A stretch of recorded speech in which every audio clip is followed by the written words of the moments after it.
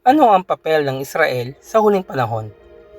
Sa tuwing may salungatan sa loob o sa paligid ng Israel, nakikita ito ng marami bilang tanda ng mabilis na papalapit na pagtatapos ng panahon. Ang problema dito ay maaari tayong mapagod sa mga labanan sa Israel, kaya't hindi natin makikilala kapag nangyari ang totoo, mga makabuluhang kaganapan sa propesiya. Ang salungatan sa Israel ay hindi nangangahulugang isang tanda ng katapusan ng panahon. Ang salungatan sa Israel ay naging isang katotohanan sa tuwing ang Israel ay umiral bilang isang bansa. Maging ito ay ang mga Ehipsyo, Amalekita, Medianita, Moabita, Amonita, Filisteo, Asyriano, Babilonyo, Persiano at Romano, ang bansang Israel ay palaging inuusig ng mga kapitbahay nito. Bakit ganito? Ayon sa Biblia, ito ay dahil ang Diyos ay may espesyal na plano para sa bansang Israel at gusto ni Satanas na talunin ang planong iyon. Naimpluwensyahan ni Satanas ang pagkapot sa Israel at lalo na ang Diyos ng Israel. Ang dahilan kung bakit laging gustong makita ng mga kapitbahay ng Israel na masira ang Israel.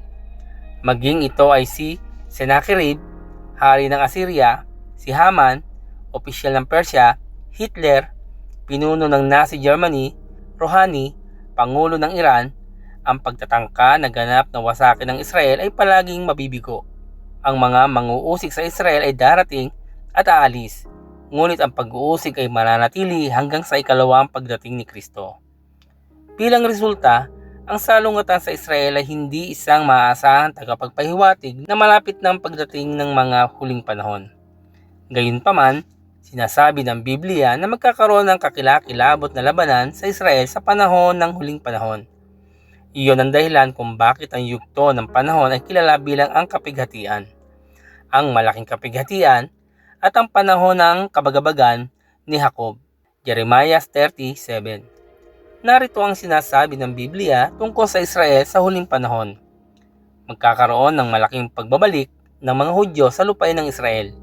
Deuteronomy 30:3, Isaiah 43:6, Ezekiel 34:11-13, 36:24, 37:1-14. Ang Antikristo ay gagawa ng 7 taong tipan ng kapayapaan sa Israel. Isaiah 28:18, Daniel 9:27. Ang templo ay muling itatayo sa Jerusalem. Daniel 9:27, Mateo 24:15, 2 Thessalonica 2:3-4, Pahayag 11:1. Sisirain ng Antikristo ang kanyang tipan sa Israel at ang pandaigdigang pag-uusig sa Israel ay mangyayari. Daniel 9:27, 12:1, 11, Zacarias 11:16, Mateo 24:15, 21, Pahayag 12:13. Sasalakayin ng Israel. Ezekiel Kabanata 38-39. Sa wakas ay makikilala ng Israel si Jesus bilang kanilang Mesayas. Zacarias 12:10. Ang Israel ay muling bubuhayin, manunumbalik, at muling titipunin. Jeremiah 33:8, Ezekiel 11:17, Roma 11:26. Maraming kaguluhan sa Israel ngayon. Ang Israel ay pinag-uusig na papaligiran ng mga kaaway, Syria, Lebanon, Jordan, Saudi Arabia, Iran, Hamas, Islamic Jihad, Hezbollah at iba pa. Ngunit ang poot at pag-uusig na ito sa Israel ay pahiwatig lamang ng mangyayari sa huling panahon. Mateo 24:15-21. Ang pinakahuling yugto ng pag-uusig ay nagsimula nang ang Israel ay muling nabuo bilang isang bansa noong 1948. Maraming mga scholar ng propesiya ng Biblia ang naniniwala na ang 6 na araw na digmaang Arab-Israeli noong 1967 ay ang simula ng wakas. Pinahiwatig kaya ng nangyayari sa Israel ngayon na malapit na ang wakas? Oo. Nangangahulugan ba ito na malapit na ang wakas? Hindi. Si Jesus mismo ang nagsabi nito. Mag-ingat kayo upang hindi kayo mailigaw ni numan.